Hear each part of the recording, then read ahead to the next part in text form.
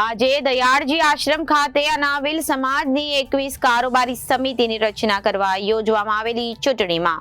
શિસ્તબદ્ધ લાઇનમાં ઉભા રહી મતદાન પ્રક્રિયામાં ભાગ લઈ સમાજ પ્રત્યેની ફરજ નિભાવવાના પ્રયાસ કરવામાં આવ્યા હતા। આ દયાળજી આશ્રમ ખાતે અનાવિલ સમાજની 21મી કારોબારી સમિતિની રચના કરવા યોજાયેલ ચૂંટણીમાં શિસ્તબદ્ધ લાઇનમાં ઉભા રહી મતદાન પ્રક્રિયામાં લઈ સમાજ પ્રત્યેની ફરજ નિભાવવાની પ્રયાસ કર્યા હતા।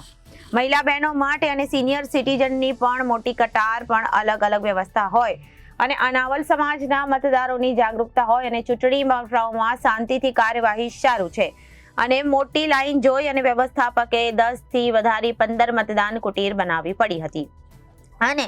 આ એક દિવસની ક્રિકેટની જેમ ખેલ દિલી બતાવી આજે ભલે મતભેદથી અલગ 32 ઉમેદવારો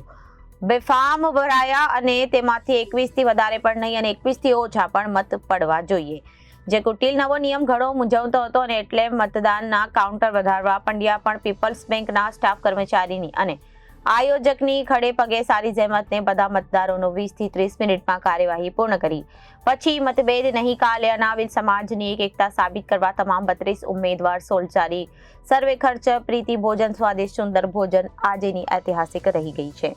bureau report Janadesh news Surat.